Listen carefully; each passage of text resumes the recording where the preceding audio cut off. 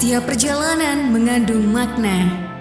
Setiap makna dibangun dari kesungguhan dalam ikhtiar agar menjadi pribadi yang bermanfaat. Dan setiap ikhtiar adalah perwujudan atas penghambaan kepada Sang Holik. Radio Kota Batik kembali mempersembahkan kisah-kisah teladan para pejalan sunyi yang berupaya menghayati kehidupan dalam Rihlah Sang Cendekia.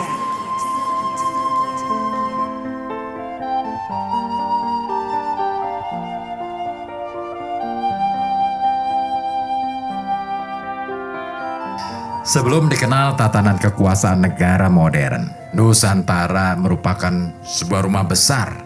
Seluruh bangsa Nusantara pada waktu itu saling terikat secara batin. Para raja di negeri-negeri Zamrud Khatulistiwa ini memiliki pertalian darah satu sama lain. Akan tetapi, hubungan itu rupa-rupanya pelan-pelan meregang.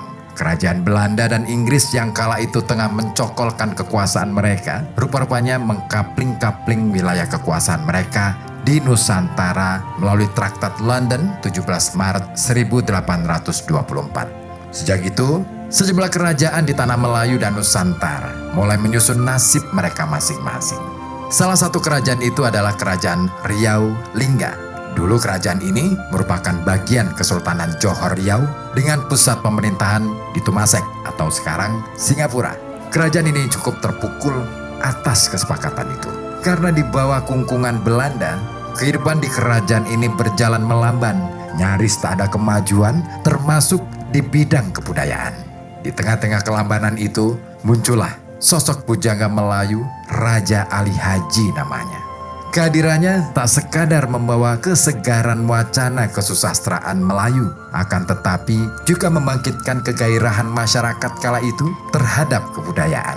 Dulu, pujangga tidak sekadar disematkan kepada orang yang memiliki bakat dan minat pada kesusastraan, akan tetapi juga keterlibatannya dalam dunia filsafat dan pengembangan ilmu pengetahuan. Pujangga boleh dibilang sebagai sebutan kepada seorang cendekia. Begitu pula pada Raja Ali Haji, pujangga Riau Lingga yang hidup semasa 1808 sampai 1873. Semasa hidupnya, pujangga berdarah Bugis Melayu ini tekun betul mempelajari bahasa. Sampai-sampai ia membukukan catatan beberapa pedoman tata bahasa Melayu baku.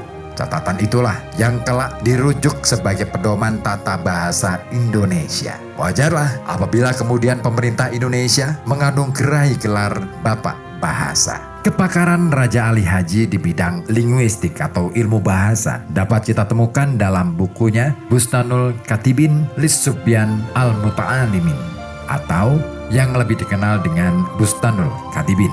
Kitab ini merupakan kompilasi juru tulis bagi kanak-kanak yang mengajarkan tentang tata cara penulisan bahasa Melayu sesuai dengan ejaan Arab Melayu atau aksara pegon. Salah satu keunikan kitab ini adalah teknik pencetakan yang masih menggunakan teknik kuno, yakni teknik litografi atau percetakan batu. Dan pencetakan kitab ini baru dilakukan tidak lama setelah Raja Ali Haji wafat, tepatnya pada tahun 1875. Dalam buku yang berjudul Raja Ali Haji, Budayawan di Gerbang Abad ke-20, juga disebutkan kalau kitab ini sempat dicetak ulang di Singapura dan dialihbahasakan ke dalam bahasa Belanda pada tahun 1909. Lain dari itu, sebagai cucu dari Raja Haji Fisabilillah, Raja Kesultanan Riau Lingga, Raja Ali Haji ini terbilang memiliki kesempatan untuk belajar tentang banyak hal, mulai dari sejarah, budaya, juga agama. Para ulama yang datang ke Riau Lingga dijadikan tempat ia menimba ilmu dan memperkaya literasinya.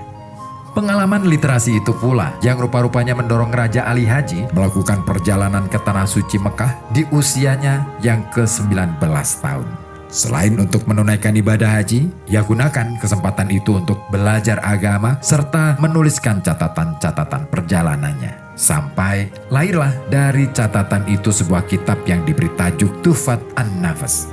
Kitab itu ditulis dengan menggunakan aksara pegon Dan melalui kitab itu pula, kita dapat mempelajari sejarah bangsa Melayu, terutama sejarah Kesultanan Riau Lingga, serta negeri-negeri Melayu lain seperti Siak, Kedah, Selangor, Kelantan, dan kawasan pantai barat Borneo.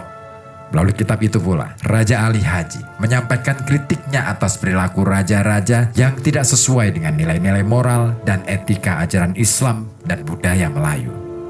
Karya Raja Ali Haji lainnya yang tak kalah penting adalah kitab Samrah Al-Muhimmah yang ditulis pada tahun 1859. Kitab itu berisi pemikiran Raja Ali Haji tentang tata negara. Dimulai dari gambaran ideal suatu negara sampai pada pelaksanaan dari tata pemerintahan yang berorientasi pada upaya untuk mengejawantahkan nilai keadilan berdasarkan tata hukum yang berlaku. Dengan kata lain, Raja Ali Haji meletakkan hukum sebagai asas dari pelaksanaan kekuasaan. Raja tidak lain hanya sebagai pelaksana dari hukum. Jika diurai lebih terperinci, karya-karya Raja Ali Haji semasa hidup tidak terhitung. Ia banyak mengubah karya-karya keagamaan, falsafah Melayu, sejarah, hukum, pendidikan, dan tata negara. Namun pada puncaknya, karya Raja Ali Haji yang paling populer adalah Gurindam 12 yang ditulisnya pada kurun 1847. Karya ini merupakan puisi yang berisi tentang falsafah Melayu dengan dasar nilai-nilai ajaran Islam. Puisi ini sekaligus menjadi pembaru arah sastra Melayu kala itu. Ada 12 pasal puisi didaktik yang isinya nasihat dan petunjuk hidup yang diridhai Allah Subhanahu wa Ta'ala. Pembaruan yang dilakukan Raja Ali Haji tidak lepas dari pengaruh bangsa Eropa yang mencongkolkan kekuasaannya di tanah Melayu kala itu. Dulu, sebelum kehadiran bangsa Eropa, karya-karya pujangga Melayu tidak dikenal lantaran identitas pengarangnya disembunyikan. Begitu Belanda ikut campur dalam urusan kerajaan, mulailah mereka menyebarkan pengaruh tentang pentingnya identitas pengarang untuk ditampakkan dalam setiap naskah. Belanda juga menganjurkan agar karya-karya sastra, terutama yang ditulis pihak istana, diberi catatan tanggal, lokasi, nama, serta diperbanyak dan disalin. Sebagai seorang pujangga, Raja Ali Haji memiliki pergaulan yang luas. Ia juga bersahabat dengan pegawai Hindia Belanda, salah satunya Herman van de Waal. Bersama Van de Waal, Raja Ali Haji kerap bertukar informasi yang kemudian sangat berguna bagi penyusunan kamus Melayu Belanda. Dan itu terjadi pada kurun 1857 sampai 1872. Selama itu, Raja Ali Haji dipercaya sebagai ahli dan informan dalam penyusunan kamus. Dan sudah pasti ada imbalan yang diterimanya, yaitu hadiah seperti senapan, buku-buku yang dipesan, dan penjilitan buku dengan kulit yang bagus. Lama-lama, komunikasi itu membangun sebuah keakraban yang begitu lekat. Raja Ali Haji bahkan tak canggung memanggil Van de Waal sebagai sahabat.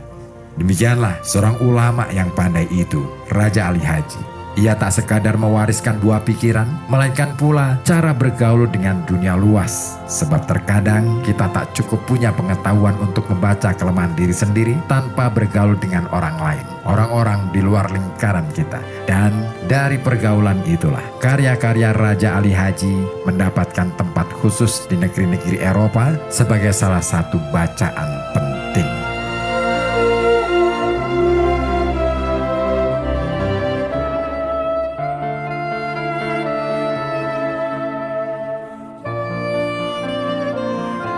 Demikian Rihla Sang Cendekia, persembahan Radio Kota Batik.